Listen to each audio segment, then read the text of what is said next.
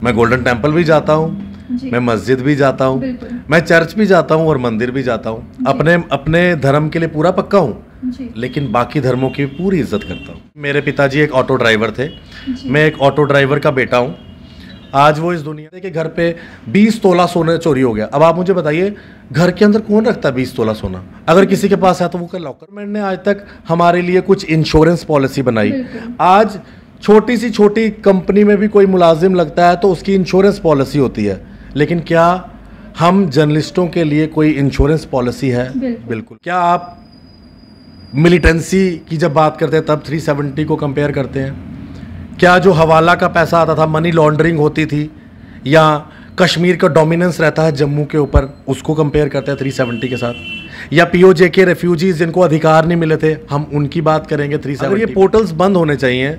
जो लोग ये बात करते थे, आधे उनमें से आज पोर्टल्स खुद ही खोल के बैठे हुए। बड़े सारे नुकीले पत्थर आए, चुभे भी, कई बार खून भी निकल गया, इतने नुकीले थे कई लोग, कई पत्थर। लेकिन फिर भी उन सब चीज़ों को दरकिनार करते हुए मैं अपनी जर्नी आगे। जर्नलिस्ट बनता है वो एक प्रॉपर क्वालिफिकेशन लेकर आए, उसे जर्नलिज्म की ABC पता हो, एथिक्स पता हो। हम उस पर क्यों ना काम करें? हम ये क्यों बोले? प्राउड फील होता है कि देखो, इस नाम को बनाने के लिए लोग पैसा खर्चते हैं, लोग अपनी ब्रांडिंग करते हैं, पोस्टर्स लगवाते हैं, बड़े सारे लोगों ने लगवाए भी, लेकिन मुझे जरूरत। नमस्कार, डेली द लेटेस्ट न्यूज़ में आप सबका स्वागत है और मैं हूँ सुनी डोगरा आपके साथ।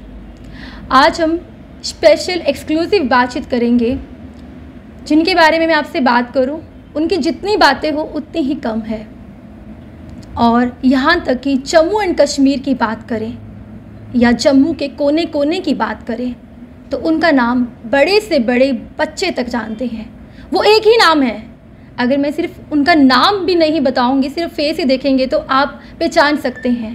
कहते हैं कि जो मेहनत करते हैं वो ही आगे आते हैं। आज के टाइम की बात करें, सभी अपने आप को रिपोर्टर, जर्नलिस्ट मानते हैं, लेकिन जर्नलिस्ट होता है क्या? जो दिन रात मेहनत करते हैं, ना सुबह देखते हैं, ना दोपहर देखते हैं, ना रात देखते हैं, और no doubt down to earth person है। बहुत मेहनत करने के बाद आज वो अच्छे नाम पे हैं, जिनकी चर्चा हर एक नाम पे है। वो एक ही नाम है, डोगरा पत्रकार आशीष कोहली जी, जो कि हमारे बीच में जुड़ चुके हैं। चलिए इनसे कई सारे मुद्दों पे बातचीत करेंगे, इन बारे में बातचीत करेंगे, और यहाँ तक कैसा सफ़र रहा, क्या क्या हालात रहे। जिस तरह से हम इनके हर एक इंटरव्यू देखते हैं, उसमें कुछ लोग तो अच्छे होते हैं, अच्छे कमेंट्स देते हैं, और कुछ लोग ऐसे होते हैं कि जो मजबूर कर देते हैं कि इनको गुस्सा आए। मुझे ये बात समझ में नहीं आती, कोई इंसान अगर आगे बढ़ रहा होता है तो हमें अप्रिशिएट करना चाहिए और ना ही कमेंट्स करने चाहिए। अगर ये राम राम भी बोलते हैं और तब भी लोगों को तकलीफ होती है। तो चलिए, आशीष कोहली जी हमारे बीच में जुड़ चुके हैं, इनसे बातचीत करके जानते हैं। सबसे पहले आशीष, आपका बहुत बहुत स्वागत है। धन्यवाद सोनिया जी, और आपका जो चैनल, मैं उसका धन्यवाद करूंगा। और मैं चाहूँगा कि जो बात मैं सबके चैनल्स पे जाके बोलता हूँ, आपके चैनल पे बोलूँगा कि जितने भी दर्शक आपका ये वीडियो देख रहे हैं, सबसे पहले इनका चैनल लाइक करें और इनके चैनल को अच्छे अच्छे सुझाव दें, ताकि कोई ऐसी जगह जहाँ पर ये ना पहुँच पाए, ये वहाँ भी पहुँचे। क्योंकि अगर हम एक दूसरे का सपोर्ट करेंगे तभी हम जितने भी चैनल्स हैं, जम्मू में काम कर रहे हैं, कश्मीर में काम कर रहे हैं, वो आगे बढ़ेंगे। तो सबसे पहले इनका चैनल खूब सारा लाइक करें, सपोर्ट करें, शेयर करें। अगर ये यूट्यूब पे हैं वहाँ पे भी सब्सक्राइब करें, और सभी को मेरा राम राम। आशीष जी, जैसे कि शुरुआत पे ही आपने हाथ जोड़ दिए, राम राम। बड़ा अच्छा, हमें प्राउड फील होता है कि आप जब राम राम बोलते हैं तो आजकल के सभी जर्नलिस्ट भी नाम लेना शुरू कर गए कि राम राम। तो राम राम से ही शुरुआत करते, भगवान का नाम है, आप राम राम बोलते हैं, बड़ा अच्छा लगता है। लेकिन कुछ लोग ऐसे भी हैं जिनको कुछ काफ़ी ज़्यादा तकलीफ़ होती है आपके राम राम बोलने से, उस पर क्या कहेंगे? देखिए, जिनको तो परेशानी होती है, मैं उनकी परेशानी का कोई हल निकाल नहीं सकता हूं, क्योंकि उनको सिर्फ राम राम से परेशानी नहीं होगी, उनको रहीम के नाम से ही परेशानी होगी जी। उनको हर उस चीज़ से परेशानी होगी जिससे हम भाईचारे की बात करते हैं या अपनी स्टेट को आगे ले जाने की बात करते हैं। क्योंकि आज के टाइम पे हो क्या गया है कि किसी भी चीज़ को अच्छा कहने वाले कम लोग हैं, उसकी बुराइयां करने वाले ज़्यादा लोग हैं। जैसे कि आप देखें, कोई भी चीज़ जम्मू में होती है, जैसे हर जगह इस समय हम देखते हैं पोल्स के ऊपर तिरंगा झंडे की तरह लाइट्स लगी हुई हैं ना, ट्राई कलर लाइट्स। अब वो भी लगी, अच्छी बात है, हमें फ़ख्र होता है कि हमारा तिरंगा झंडा हर जगह देखने को मिलता है। लोगों को उससे भी परेशानी है। वो कहते हैं जी लाइटें लगाने से क्या हो जाएगा, लेकिन यही लाइट वो चंडीगढ़ में देखेंगे तो कहेंगे वाह वाह क्या अच्छी चीज़ बनी है, लेकिन अपने शहर में नहीं। तो कुछ लोग हैं जिनके दिमाग में ऐसी ही चीज़ें भरी रहती है, मैं तो उनको इग्नोर करता हूँ। बाकी राम राम से किसी को कोई परेशानी होनी नहीं चाहिए, क्योंकि मैं पत्रकार भी हूँ और उसके साथ साथ मेरा एक धर्म भी है जो मेरा अपना हिंदू धर्म है, सनातन धर्म है।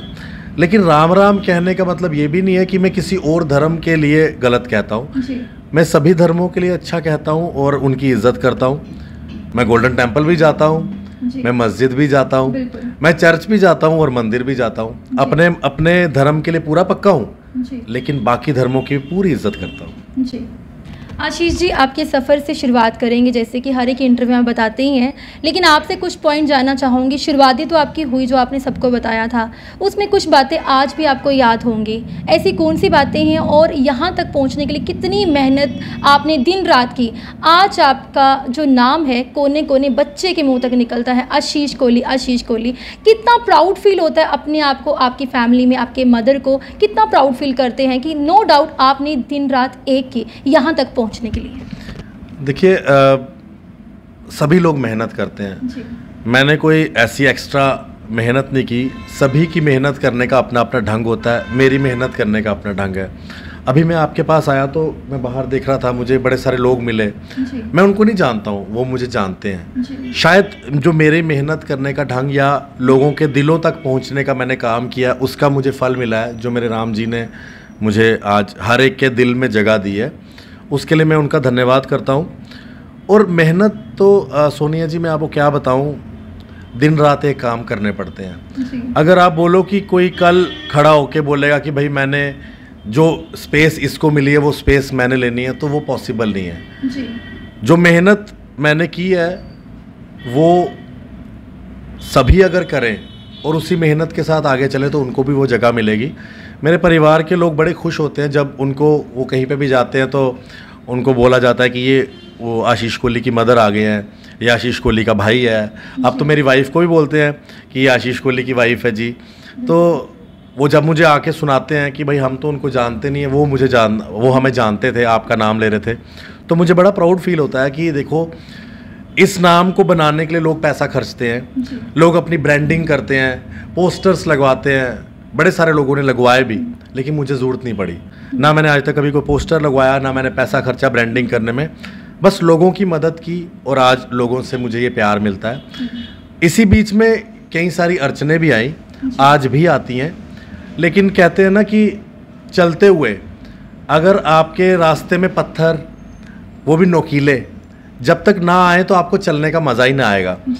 अगर आपको बड़ी मतलब सड़क मिले, कंक्रीट की सड़क मिले जहाँ पर कोई पत्थर नहीं है, मतलब आप डगमगाओ नहीं, तो वो चलने का मज़ा नहीं है। जब तक आप चलते हुए पत्थरों से ठोकरें ना खाएं, वो नोकीले पत्थर आपके पाँव में चुभे ना, तब तक आपको चलने का मज़ा भी नहीं आएगा। तो वो बड़े सारे नोकीले पत्थर आए, चुभे भी, कई बार खून भी निकल गया, इतने नोकीले थे कई पत्थर, लेकिन फिर भी उन सब चीज़ों को दरकिनार करते हुए मैं अपनी जर्नी आगे बढ़ाता रहा हूँ। और मुझे बड़ा प्राउड फील होता है कि आज बड़े लोग मेरे बारे में जानते हैं, लेकिन शायद आधे लोग ये भी, बड़े कम लोग होंगे जो ये जानते होंगे कि मेरे पिताजी एक ऑटो ड्राइवर थे। मैं एक ऑटो ड्राइवर का बेटा हूँ। आज वो इस दुनिया में नहीं है, लेकिन मुझे बड़ा प्राउड फील होता है। इसलिए जितने भी ऑटो रिक्शा वाले हैं, जब भी वो मुझे मिलते हैं, मैं बड़े इज़्ज़त के साथ उनको बुलाता हूँ, क्योंकि मैं आज जहाँ तक हूँ वो मेरे पिताजी जब ऑटो चलाते थे, ऑटो रिक्शा, तो उनकी जो मेहनत थी उनकी वजह से मैं आज यहाँ तक पहुँचा हूँ। और मैं सभी को ये कहूँगा कि आपके पिता, आपके माता, चाहे कोई छोटा सा काम करते हो, चाहे वो सब्ज़ी की दुकान लगाते हो या फिर वो IAS अफसर हो, अपने माता पिता को हमेशा प्राउड फील करवाओ, ताकि उनकी जो मेहनत है, आप जब कुछ बनो तो उनकी मेहनत को सब लोग याद रखें। आज मेरे पिताजी नहीं हैं, फिर भी लोगों को ये चीज़ सोच के ज़रूर फ़ख्र होता होगा कि भैया ये इसके पिताजी एक ऑटो रिक्शा ड्राइवर थे। और जितने भी बच्चे जिनके पिताजी ऑटो रिक्शा ड्राइवर हैं, वो कभी भी इस चीज़ में ना शर्म महसूस ना करें कि वो एक ड्राइवर के बेटे हैं। मेरे को बड़ा फ़ख्र होता है, वो भी फ़ख्र करें। और अच्छा तो वो होगा कि आप कुछ ऐसा बन के दिखाओ कि अगर आपके पिता कहीं पे अपना ऑटो रिक्शा लेकर जाएं तो लोग बोलें कि इनका बेटा आज KS अफसर है जी। तो मुझे लगता है कि ये मेरी मेहनत के कुछ अंश थे। मैक्सिमम लोग जानते हैं सोशल मीडिया पर, अगर आप यूट्यूब करेंगे सब आ जाएगा, लेकिन कई सारी चीज़ें हैं जो मैं हमेशा बात करता हूँ कि आप ज़मीनी सतह पे हमेशा रहिए, ग्राउंड लेवल पे आप कहीं पे भी पहुंच जाइए, लेकिन अपनी ग्राउंड को मत छोड़िए। जो मैं आज भी, मेरे को लोग ग्राउंड पे जब भी बुलाते हैं मैं हमेशा उनके साथ खड़ा होता हूँ जी। आशीष जी, कुछ लोग ऐसे भी हैं जो चाहते हैं कि जो पोर्टल्स हैं वो बंद होने चाहिए, और वहीं पे कुछ लोग ऐसे भी हैं जो मीडिया के ऊपर उंगल उठाते हैं, जैसे कि गोड़ी मीडिया, इस तरह के कमेंट्स भी आते हैं। तो कुछ ऐसे मीडिया वाले भी हैं जो दांत निकालते हैं उनके साथ खड़े होके। आपको नहीं लगता कि हर एक फील्ड में एका होता है, लेकिन हमारी फील्ड कहीं ना कहीं एका नहीं, अपने ही खिंचवाते हैं टांग? बिल्कुल सही बात की आपने। एक तो आपने कहा गोदी मीडिया, जो आपने शब्द का इस्तेमाल किया। दूसरा आपने कहा कि कई लोग कहते हैं कि पोर्टल्स बंद होने चाहिए। मैंने भी बड़ी बारी सुना ये बात है। एक दो लोग जो अपने आप को बहुत धुरंधर समझते हैं, उनका हमेशा यही कहना होता था भाई ये पोर्टल्स बंद होने चाहिए। मैं उनसे ही सवाल करना चाहता हूँ, अगर ये पोर्टल्स बंद होने चाहिए, जो लोग ये बात करते थे आधे उनमें से आज पोर्टल्स खुद ही खोल के बैठे हुए हैं। जो ये बोलते थे ना बंद होने चाहिए, आज वो खुद ही खोले हुए हैं और खुद भी पोर्टल चला रहे हैं।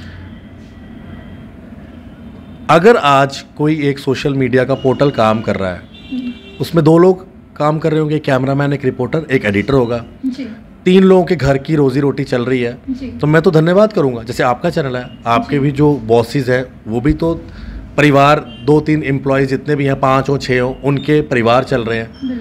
तो अगर कोई पोर्टल किसी के परिवार को चला रहा है तो वो बंद क्यों होना चाहिए? आप ये बोलें कि जो भी जर्नलिस्ट बनता है वो एक प्रॉपर क्वालिफिकेशन लेकर आए, उसे जर्नलिज्म की ABC पता हो, एथिक्स पता हो। हम उस पर क्यों ना काम करें? हम ये क्यों बोले बंद हो जाए? सरकार ऑलरेडी नौकरी नहीं दे रही, प्राइवेट जॉब्स ऑलरेडी है नहीं, तो अगर हमारी मीडिया आज पोर्टल्स के माध्यम से इतनी जॉब्स जनरेट कर रही है तो किसी को प्रॉब्लम क्या है? आज आप देखिए, मैं ज़्यादा नहीं कहूँगा, जम्मू में 100-150 लोग हैं जो मीडिया में काम करते हैं, सिर्फ पोर्टल्स में। मैं जी न्यूज़, आज तक, Republic TV, Hindustan times, Tribune, Hindu, इनकी बात नहीं कर रहा, मैं पोर्टल्स की बात कर रहा हूँ, लोकल। तो लोकल पोर्टल्स आज 100-150 लोगों की घर की रोजी रोटी चला रहे हैं, तो ये बंद क्यों होने चाहिए? तो पहली बात तो जो ये लोग बोलते हैं ना, उनमें से आधे तो खुद ही पोर्टल खोल चुके हैं, अब वो बोलेंगे नहीं वैसे, क्योंकि अब उन्होंने खुद ही पोर्टल खोल लिया है, तो उनको ऐसा बोलना नहीं चाहिए। और मैं अपने यंगस्टर्स को जरूर कहूँगा, जितने भी मेरे भाई हैं, वैसे ये काम प्रेस क्लब को करना चाहिए जो मैं बोल रहा हूँ। अगर प्रेस क्लब ये काम करे तो बड़ी अच्छी बात है। आज हमारे जितने भी यंगस्टर्स हैं जो जर्नलिज्म कर रहे हैं, मैं उनको कहूँगा अगर उन्होंने ग्रेजुएशन नहीं की है तो वो पहले ग्रेजुएशन करें, और अगर वो ग्रेजुएशन कर चुके हैं तो इग्नो, हमारे यहाँ पर इग्नो सेंटर है, इग्नो सेंटर में जाएं, 1 साल का PG डिप्लोमा कोर्स आता है, वो कर लें। अगर वो एक साल का PG डिप्लोमा कोर्स भी कर लेंगे ना, तो उनको कोई ये नहीं कहेगा कि आप कोई ऐरे गहरे हो, उसके पास एक प्रॉपर डिग्री होगी। अगर वो बच्चा, अगर वो जर्नलिस्ट यंगस्टर, हमारा भाई बहन और अच्छी पढ़ाई करना चाहता है तो वो सेंट्रल यूनिवर्सिटी में मास्टर्स कर सकता है, जैसे मैंने की है, वो मास्टर्स कर ले, ताकि उस पर कोई उंगली ना उठाए कि भाई ये कोई ऐरा गहरा जर्नलिस्ट बन गया है। आजकल बोलते हैं ना कोई भी जर्नलिस्ट बन गया है, तो पहले तो उनके मुंह से ये बात बंद हो जाएगी। इसलिए मैं अपने भाइयों को कहूँगा कि अगर उनके पास डिग्री नहीं है तो go for the degree. First उन्हें ग्रेजुएशन कंप्लीट करें, then go for IGNOU. IGNOU में जाएं, वहाँ जाकर एक डिप्लोमा कोर्स करें। 2000 से 3000 रुपये का वो डिप्लोमा कोर्स है, आप घर बैठे कर सकते हो, आपको रेगुलर क्लास अटेंड नहीं करनी है। उसके अलावा आप बैचलर्स भी कर सकते हो जर्नलिज्म में, जो गांधी मेमोरियल कॉलेज करवाता है, और आप मास्टर्स भी कर सकते हो जर्नलिज्म में, जो सेंट्रल यूनिवर्सिटी करवाती है। और अगर आप एंट्रेंस वगैरह देकर और आगे करना चाहते हैं पढ़ाई, आप पढ़ाई में ज़्यादा अच्छे हैं, तो आप इंटरनेशनल मीडिया स्टडीज़ का जो सेंटर है वहाँ से भी 1 साल का डिग्री कर सकते हैं। तो मैं प्रेस क्लब से भी ये कहूँगा कि हो सके तो इस तरह के कुछ कैंप्स लगाए जाएं जिसमें हमारे यंगस्टर्स, युवाओं को ये बताया जाए कि वो जर्नलिज्म में पढ़ाई करें। अगर वो पढ़ाई करेंगे तो ये लोग नहीं कहेंगे कि जना खना मीडिया वाला बन गया है। तो सबसे पहले आप पढ़ाई करें, जब आप पढ़ाई करेंगे तो कोई आपके ऊपर ऐसी बात नहीं करेगा। और जो गलत रिपोर्टिंग कई लोगों द्वारा की जाती है ना, हर चीज़ को पब्लिसाइज कर देते हैं, तो उनको खुद भी समझ आएगा कि नहीं, हर चीज़ को पब्लिसाइज नहीं करना होता, कुछ चीज़ें जो होती हैं वो मीडिया के सामने लाए बिना भी हल की जा सकती है।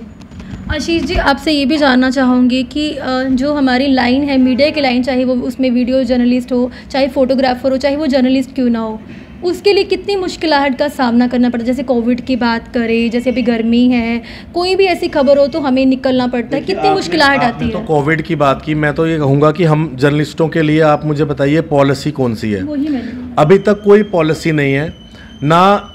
जो हमारे जर्नलिस्ट लोग हैं, आज हमारे जम्मू में कोई किश्तवाड़ से काम करने आया, कोई उधमपुर से काम कर रहा है, कोई चनैनी, रामनगर, जो अलग अलग डिस्ट्रिक्ट से जम्मू में काम कर रहे हैं, उनके पास तो घर के लिए, रहने के लिए कमरा तक नहीं, वो किराए पे रहते हैं। लेकिन हमारे यहाँ पर कुछ ऐसे लोग हैं जिनके पास घर भी हैं, उनको भी सरकारी फ्लैट्स मिले हुए हैं यहाँ पे।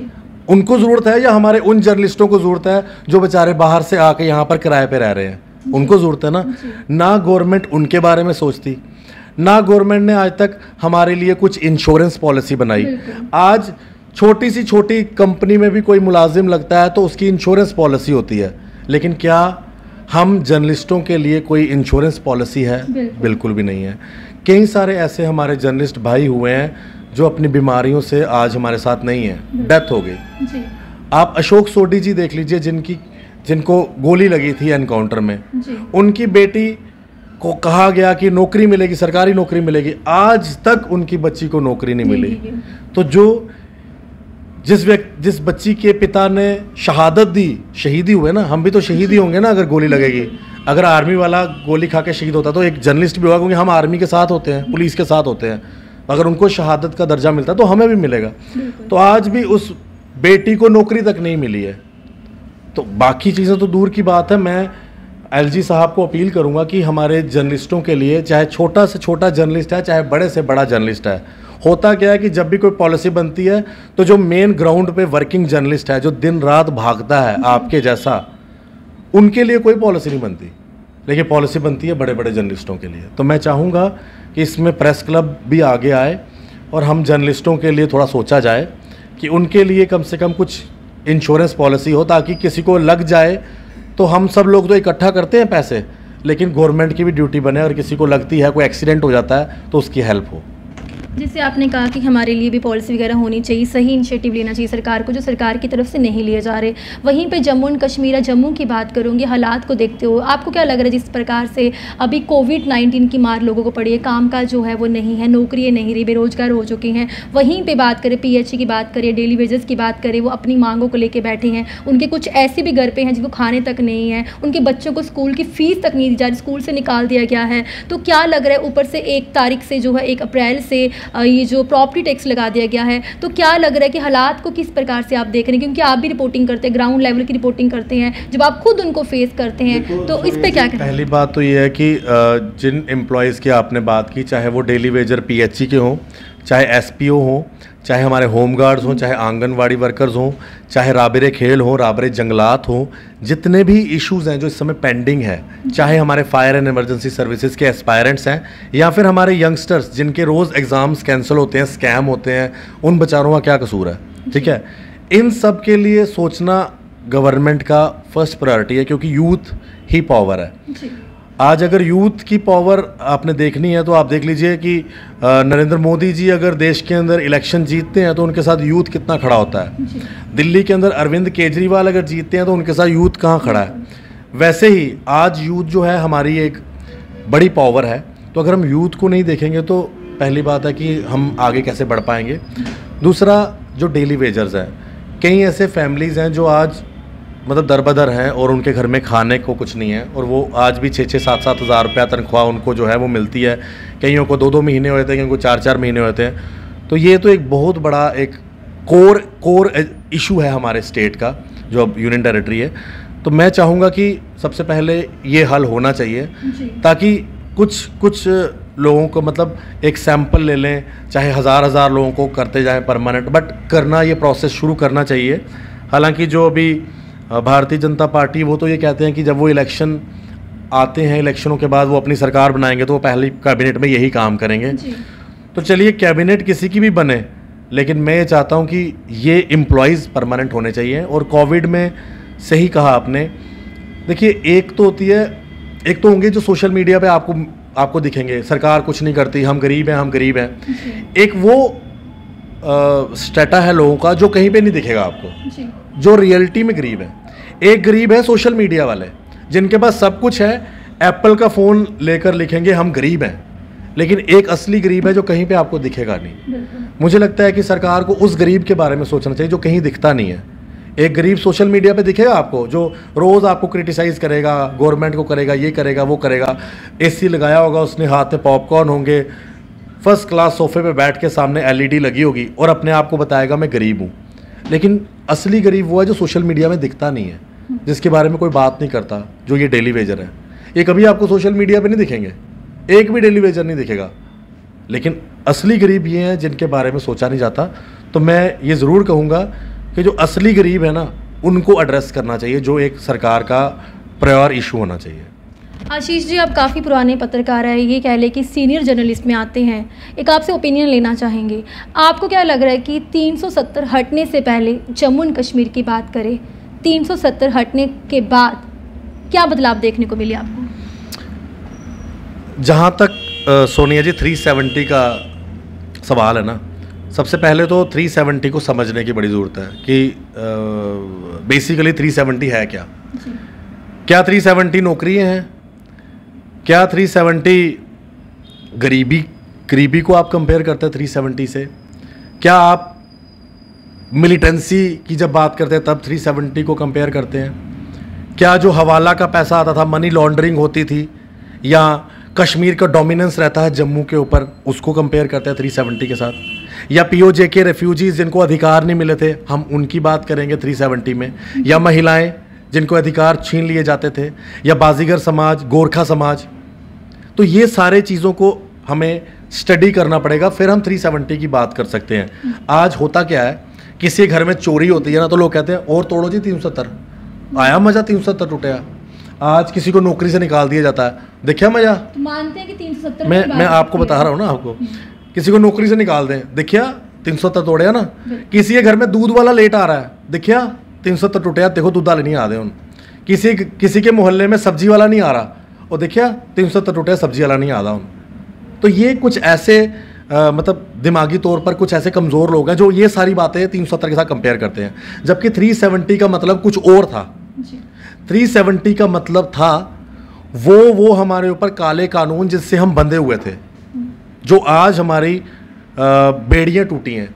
आप मुझे बताइए, आप बेटी हैं जम्मू कश्मीर की, आपकी शादी जम्मू कश्मीर से बाहर हो तो आपके सारे अधिकार छीन लिए जाते हैं। मैं बेटा हूं जम्मू कश्मीर का, मेरी शादी बाहर हो तो मेरे सारे अधिकार रहेंगे। क्यों? ऐसा क्यों? ये था 370। अब जो कहते हैं चोरी हो गई तो 370 तोड़ो, उनको ये नहीं समझ आता कि उनके घर की बेटी की शादी अगर वो पंजाब में करेंगे तो उस बेटी के, अगर भगवान ना करे उस बच्ची के घर वाले के साथ कोई ऐसा इंसिडेंट हो जाता, वो बच्ची अगर विधवा हो जाए, ना वहाँ की रही, यहाँ से तो कुछ मिलना नहीं, तो वो कहाँ जाएगी? ये था 370। वेस्ट पाकिस्तानी रेफ्यूजीज जो सेंटर में वोट डाल के तो प्राइम मिनिस्टर को चुन सकते हैं, लेकिन अपनी स्टेट के अंदर वोट डाल के अपने चीफ मिनिस्टर को नहीं चुन सकते। क्यों? ये था 370। अब ये किसी को इसके ऊपर कोई बात नहीं करेगा। वाल्मीकि समाज 1970 में इनको यहाँ पर लाया, जब यहाँ पर जितने भी स्वीपर्स थे उन्होंने स्ट्राइक पे चले गए, यहाँ पे गंदगी हो गई, स्मेल हो गई, तो हमने पंजाब से उनको रिक्वेस्ट करके लाया, आप आइए तो सफाई कीजिए। वो आए, सफाई की, उन्होंने सब कुछ ठीक किया। 10-12 साल हो गए, उनका परिवार बढ़ने लग गया। यहाँ तो उनको उसी टाइम वापस भेज दो, आपने उनको यहाँ सेटल किया। आज 1970 से लेके 2020-22 तक वो लोग यहाँ पर हैं। क्या स्वीपर का बच्चा स्वीपर ही बनेगा? क्या स्वीपर के बच्चे को 12वीं में एडमिशन लेने की इजाज़त नहीं है? क्या स्वीपर का बच्चा आईएएस का पेपर नहीं दे सकता? क्या स्वीपर का बच्चा जर्नलिस्ट नहीं बन सकता? क्यों नहीं बन सकता? ये था 370। इन वाल्मीकि समाज के लोगों को अधिकार नहीं देते थे यहाँ का स्टेट सब्जेक्ट का। अब आप बताइए, चोरी हो गई तो 370 को जो लोग बोलते हैं, क्या उनको इन बातों के बारे में पता है? नहीं जी। फंड्स आते थे, सब कुछ कश्मीर में, साफ होगी तो डल साफ होगी, मानसर लेक साफ नहीं होगी, सुरीसर साफ नहीं होगा, सन्नासर को अच्छा नहीं बनाएंगे, पत्नी टॉप को अच्छा नहीं बनाएंगे। सारा पैसा ले जाओ, डल को साफ करो। ये था 370। इसी 370 के चलते यहां पर टेररिज्म ग्रो कर रहा था, जिसके ऊपर आज नकेल कसी है। अब आप मुझे बताइए, चोरियों को 370 के साथ कंपेयर किया जाता है। अच्छा, कई लोग कहते हैं जी चोरियां बढ़ गई, चोरियां बढ़ गई हैं। आप मुझे बताइए, जब यहां पर एक इतना बड़ा हत्याकांड हुआ था, चोपड़ा मर्डर केस, तब तो 370 नहीं टूटा हुआ था। तो फिर आज कैसे लोग बोलते हैं कि चोरियां बढ़ गई हैं तो 370 टूटा है? तो है, ऐसी बात नहीं है। मैक्सिमम चोरियों का कारण लोगों की अपनी लापरवाही होती है। डिग्याना में एक बंदे के घर पे 20 तोला सोना चोरी हो गया। अब आप मुझे बताइए, घर के अंदर कौन रखता है 20 तोला सोना? अगर किसी के पास है तो वो लॉकर में नहीं रख सकता। अपनी लापरवाहियों के कारण हमारे घरों में चोरियां होती हैं और हम उसका ठिकड़ा तोड़ते हैं 370 के ऊपर, जबकि 370 का मतलब कुछ और है। आशीष जी, आपसे ये भी बात जानना चाहूँगी, कुछ लोग जो है यही कहते हैं कि जो जेके मीडिया की बात करें तो ये बीजेपी ने ख़रीदा हुआ, जैसे कि रविंदर रैना का इंटरव्यू, वो पहले ही आपकी बात हो जाती टेलीफोनिक। कुछ लोग ये भी कहते हैं कि रविंदर रैना का चैनल है, वो कहीं ना कहीं इनको पेमेंट देते हैं, तभी आशीष कोहली वहाँ पे दिखते हैं। ऐसा क्या? तो इसका मतलब, जब यूपीए गवर्नमेंट थी तो सारे लीडर्स जब मनमोहन सिंह जी के साथ जहाज़ में एक कंट्री से दूसरे कंट्री कवरेज करने जाते थे, तो क्या उस समय सभी को यूपीए ने खरीदा हुआ था? जी। इसका मतलब ये है, क्या वो मानते हैं कि जब यूपीए की गवर्नमेंट थी तो सारे चैनलों को यूपीए ने खरीदा हुआ था? अगर वो ये मानते हैं तो फिर हम इसके ऊपर कोई विचार कर सकते हैं। क्या लगता है, लोग ऐसा नाम क्यों, टिप्पणी क्यों करते हैं? देखिए, लोग टिप्पणी करते हैं, ये इम्पोर्टेंट नहीं है। ज़्यादा इम्पोर्टेंट ये है कि जेके मीडिया खड़ा किन किन के साथ है। जब रात को 11 बजे हॉस्पिटल में कोई बंदा मर रहा होता है और वो मुझे फ़ोन करता है और मैं उसकी न्यूज़ चला के उसको अगर बेड वहाँ पे दिलवाता हूँ, तो जेके मीडिया की फर्स्ट प्रायोरिटी अपने पब्लिक है। ठीक है, बाकी पॉलिटिशियंस को कौन कवर नहीं करता? आप कवर नहीं करते? हर एक चैनल कवर करता है। हाँ, कोई चैनल पहले कोई खबर ब्रेक कर देता है तो अब उसमें उस रिपोर्टर, उस जर्नलिस्ट की सोर्सेज है ना। जैसे कि अब मैंने दविंदर राणा जी ने बीजेपी ज्वाइन करनी थी, तो मैंने एक हफ्ते पहले ही कह दिया था दविंदर राणा जी बीजेपी ज्वाइन कर रहे हैं। बड़े सारे लोगों ने कहा ये गलत खबर है, गलत खबर है। मैंने कहा ठीक है, गलत होगी तो मैं माफ़ी मांग लूँगा, अपॉलॉजी दे दूंगा, मैंने गलती कर दी। लेकिन ठीक उन्हीं दिनों के बाद बीजेपी ज्वाइन होगी। अब ये डिपेंड करता है ना आपके सोर्सेज के ऊपर। अगर मेरे सोर्सेज हैं तो एक जर्नलिस्ट को अपने सोर्स वैसे बनाने चाहिए। तो किसी चैनल के साथ किसी चैनल को ख़रीदा हुआ ऐसा कुछ नहीं है। आपने एक इंटरव्यू जो रविंदर रैना जी का आज बड़े लोगों ने शेयर किया, बड़े चैनल वो इंटरव्यू चलाते हैं बिना हमें कर्टसी दिए हुए, जो हमारा इंटरव्यू है, जो मैंने किया था इंटरव्यू, आऊँ बैठे ना चिंता नहीं करनी, वो तो इंटरव्यू मैंने किया है। और उस इंटरव्यू में क्या क्या सवाल बीजेपी को नहीं पूछे मैंने प्रधान रविंदर रैना जी को। तो अगर ऐसी बात होती तो फिर मैं ऐसा सवाल करता ही नहीं। कई ऐसी चीज़ें हैं जहां पर मैं बीजेपी को एक्सपोज करता हूं, कई सारे लीडरों को एक्सपोज किया भी है। तो अगर ऐसी बात होती तो ऐसा होता नहीं। तो ये कुछ होते हैं, अब मैं क्या नाम लूँ, वो अभी आएंगे कमेंट्स में दिख जाएंगे आपको, तो अब उनको मैं कुछ कह नहीं सकता, तो मैं इग्नोर ही करता हूँ ज़्यादातर। हाँ, थोड़े से वो बीमार हैं। जब इंसान थोड़ा सा बीमार होता है तो उसको इलाज की ज़रूरत होती है, और इलाज के लिए बड़े अच्छे अच्छे हॉस्पिटल हैं यहाँ पे, और बड़े अच्छे अच्छे डॉक्टर्स भी हैं। और ऐसे लोगों को दिमाग के डॉक्टरों के पास जाना पड़ता है, और उसके लिए हमारे जम्मू के बड़े टॉप के डॉक्टर हैं, मिस्टर मनु अरोड़ा जी। तो मुझे लगता है कि जिन लोगों को ऐसा लगता होगा तो उनको ज़रूर उनको कॉन्टैक्ट करना चाहिए। बाकी मेरा प्रायोरिटी पब्लिक है, मेरी प्रायोरिटी एजुकेशन सिस्टम के ऊपर काम करना है, मेरी प्रायोरिटी मेडिकल सिस्टम के ऊपर काम करना है, मेरी प्रायोरिटी करप्शन रेवेन्यू डिपार्टमेंट्स में कम हो, ख़त्म हो, इस पे काम करना है। एक बंदा जो अपनी चप्पल घिस कर एक दफ्तर में जाता है, उसका काम होना चाहिए, मेरी ये प्रायोरिटी है जी। आज आपके इंटरव्यू से कई लोगों के जो काम है वो हो जाते हैं, तो कितना प्राउड फील होता है। और ऊपर से आपके सोर्सेज जो है वो जम्मू एंड कश्मीर की बात करें, कश्मीर में भी बन चुके हैं। एक टेलीफोन आता है आपको, आपका कहीं ना कहीं कुछ चीज़ें हम देते हैं, सबसे पहले एक्सक्लूसिव आप ही करते हैं, उसके बाद बाकी मीडिया पे दिखाई देता है। तो कितना एक और प्राउड फील होता है, क्योंकि ये आपके सोर्सेज जो है ये मेहनत रंग ला रही है। सोनिया जी, मैं एक बात बताऊँ मैं कि पहले कौन न्यूज़ करता है, मैं को इसकी कभी भी ना मैं इसकी परेशानी नहीं लेता अपनी माइंड में। कौन ब्रेक करता है, कौन नहीं ब्रेक करता, आप भी कर सकते हो, मैं भी कर सकता हूँ, कोई तीसरा आदमी भी कर सकता है, इसमें कोई नहीं है। आजकल जब से हमारा सोशल मीडिया इतना एक्टिव हुआ है तो ब्रेकिंग वाला सिस्टम खत्म हो गया। आजकल हमसे पहले जिस मोहल्ले में आग या कोई प्रॉब्लम हुई होती है वहाँ के मोहल्ले के लोगों ने अपने मोबाइल पे पहले ब्रेकिंग कर दी होती है। तो आजकल ब्रेकिंग वाला तो कोई हिसाब किताब रहा ही नहीं है।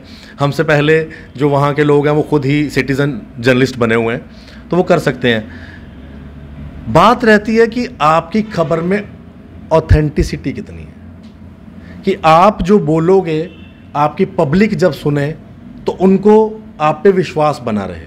ऐसा ना हो कि आशीष कोहली ने ये बोल दिया और वो लॉजिकली ही गलत हो और पब्लिक बोले ਇਹਦੀ ਤੇ ਖਬਰਾਂ 'ਚ ਕੋਈ ਦਮ ਨਹੀਂ ਹੁੰਦਾ, ਇਹਦੀ ਖਬਰਾਂ ਤੇ गलत ਹੁੰਦੀਆਂ, ਇਹਦੀ ਖਬਰਾਂ 'ਚ कोई लॉजिक नहीं ਹੁੰਦਾ। तो आपकी खबर इतनी ऑथेंटिक होनी चाहिए कि आप अगर कुछ बोलो तो आपकी पब्लिक का आपके ऊपर विश्वास बना रहे। तो हमें एज ए जर्नलिस्ट, जो मैं दिन रात भगवान श्री रामचंद्र जी से प्रार्थना करता हूँ कि मेरी खबरों में इतनी ऑथेंटिसिटी हमेशा बनी रहे कि मेरी पब्लिक का मेरे से विश्वास ना जाए। चाहे मैं 5 मिनट लेट खबर क्यों ना दूँ, लेकिन आपकी खबर गलत नहीं होनी चाहिए जिससे किसी का नुकसान ना हो। हमारी जर्नलिज्म में एक पढ़ाई जब कराई जाती है ना, तो हमारी जर्नलिज्म में एक चैप्टर है, उस चैप्टर का नाम है पीस जर्नलिज्म। मैं कई बार उसका जिक्र करता हूँ। पीस जर्नलिज्म क्या कहती है कि जहाँ पर एक रिपोर्टर की ड्यूटी बनती है कि कहीं पर अगर आग लगी हुई है ना, तो उस आग को हमारा काम है बुझाना, ना कि उसको ओल सुलझाना। जैसे कि कहीं पे आग लगी है तो वहाँ पे पानी डालना चाहिए, अगर आप वहाँ पेट्रोल डालोगे तो आग भड़केगी ना। तो एक जर्नलिस्ट का ड्यूटी ये भी रहती है कि उसे उस सिचुएशन को नॉर्मलाइज करना है, ठीक है ना। हम उस सिचुएशन को कितना नॉर्मलाइज करें, ये हमारी एक फर्स्ट प्रायोरिटी रहनी चाहिए। जब आप में ये क्वालिटी आ जाए तब मुझे ऐसा लगता है कि मैंने कोई अच्छा काम किया है। और आपने कहा कि आपको प्राउड फील होता होगा जब कोई आपकी खबर से किसी को फ़ायदा होता है। हाँ, सच में होता है, ख़ास करके जब किसी गरीब आदमी को उसका हक मिलता है। जैसे कि आपने एक मेरी वीडियो देखी होगी जो बड़ी वायरल हुई, और ना ही सिर्फ जम्मू कश्मीर में, इंडिया के अलग अलग हिस्सों में वो देखा गया। एक व्यक्ति जिसका मन था वो सलमान खान से मिले, वो व्हील चेयर पर आया था, तो उसकी मर्ज़ी थी सलमान खान तक मिलने की, लेकिन उसके पैसे नहीं थे। तो मैंने वीडियो चलाई, उसकी वीडियो मिलियंस में देखी गई और उसको इतने पैसे इकट्ठे हुए कि वो जम्मू से मुंबई सलमान खान के घर के बाहर तक गया। सलमान खान उससे नहीं मिला, उसके बाप ने, सलमान खान के पिता सलीम ने उसको धक्के मार के निकाल दिया। वो फिर वापस आया मेरे पास। देखो, जो इंसान सलमान खान को मिलने गया उसको नहीं मिला, वो तो मायूस हुआ था, वो वापस चला गया था श्रीनगर। वो मेरे पास आया, कहता भैया मैं आपका शुक्रिया अदा करना है कि आपकी वजह से मैं वहाँ तक पहुँचा, चाहे मेरी मदद हुई या नहीं हुई। तो मुझे अच्छा लगा कि चलो हमने उसको वहाँ तक पहुँचाया। और उसका जो घर था वो गिरवी पड़ा हुआ था, जो पैसे इकट्ठे हुए थे उसने अपना गिरवी घर छुड़ाया। काश सलमान खान ने हेल्प कर दी होती तो हम कहते सलमान खान ने गरीब आदमी की हेल्प की, लेकिन उन्होंने हेल्प नहीं की। चलो वो भी कितनों की हेल्प करें, लेकिन उन्होंने हेल्प नहीं की। लेकिन ऐसे व्यक्ति की हेल्प करनी चाहिए थी जिसको मिलियन में लोगों ने, शायद सलमान खान ने भी देखा हो, लेकिन उन्होंने हेल्प नहीं की। वो आ गया बेचारा। लेकिन इतना है कि लोगों की, क्या पता आपने भी डोनेशन की हो, क्या पता आपके कैमरा मैन ने डोनेशन की हो, क्या पता मैंने की हो, उस डोनेशन से जो पैसा इकट्ठा हुआ उन्होंने अपना घर छुड़ा लिया। तो ये बड़ी खुशी हुई मुझे कि किसी का घर, किसी का आशियाना, हमने उसके बीवी बच्चों को अब बाहर नहीं रहना पड़ेगा, घर के अंदर रहेंगे। आशीष जी, ज़्यादा वक्त ना ले तो एक आखिरी सवाल आपसे रहेगा। जब भी हम देखते हैं आप लाइव आते हैं तो बड़ा अच्छे से बात करते हैं, हंस की जवाब भी देते हैं, लाइव कमेंट्स भी पढ़ते हैं। कुछ ऐसे कमेंट्स हैं जो आप कभी कभार हमने देखा कि काफ़ी ज़्यादा गुस्से में आप आ जाते हैं। दूसरा सवाल आपसे यही रहेगा कि कुछ लोगों को ये जो आप नाम दिया हुआ आपने डोगरा जर्नलिस्ट, इससे भी तकलीफ़ हो रही है, इसको किस तरह से लेते हैं? देखो ना, अब डोगरा जर्नलिस्ट, यार मैं कई बार कहता हूँ कि मेरे अपने डोगरे भाइयों ने मुझे कहा है कि ये सारा डोगरा पत्रकार है, तो डोगरा पत्रकार की अंग्रेजी च डोगरा जर्नलिस्ट की आख देन। तो कईयों को बड़ी परेशानी होती है, ये केड़ा डोगरा जर्नलिस्ट है, ये बड़ा डोगरा जर्नलिस्ट है, ये है वो है। होने दो परेशानी, मैं उनकी परेशानी बना रहना चाहता हूँ।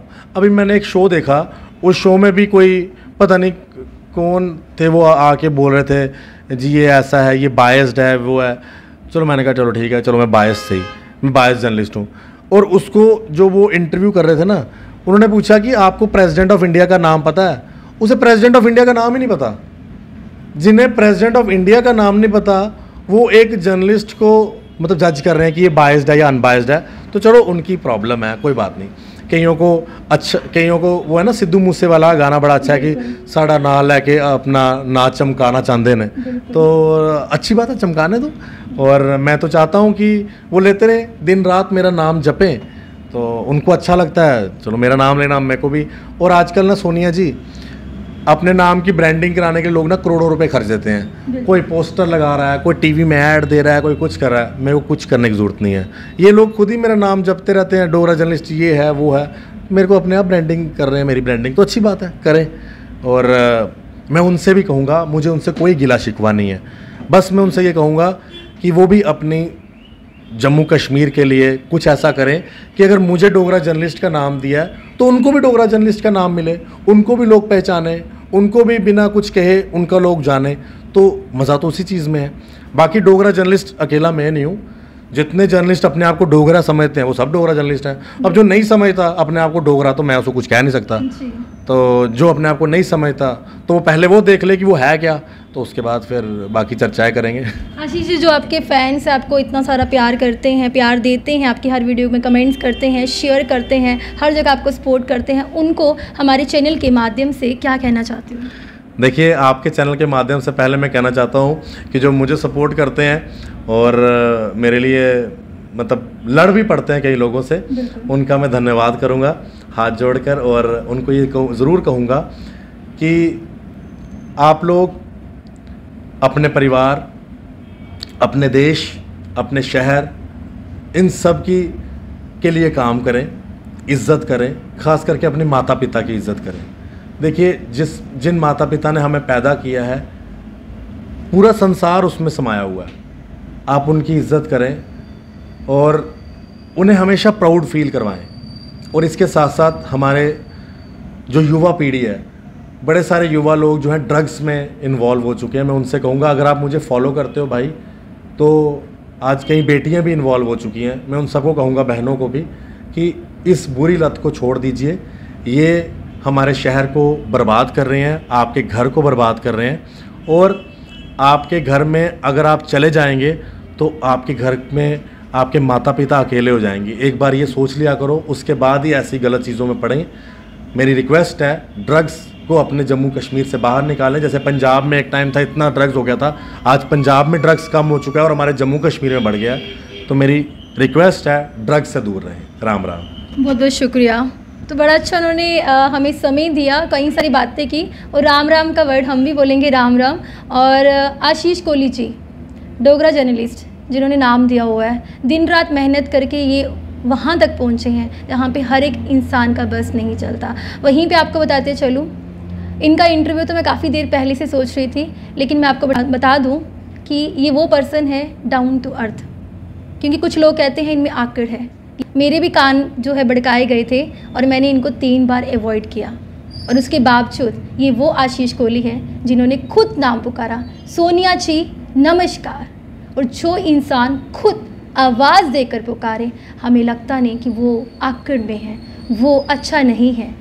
3 बार होने के बाद हम ये इंटरव्यू करना चाहते थे आशीष कोहली जी से, लेकिन किसी कारणवश वो ही ना, कुछ तो लोग कहेंगे, लोगों का काम है कहना, तो लोग तो बेफालतू का कहेंगे।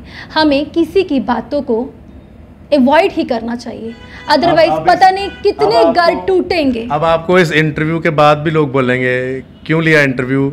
अब वो तैयार रहिए आप उन सवालों के लिए।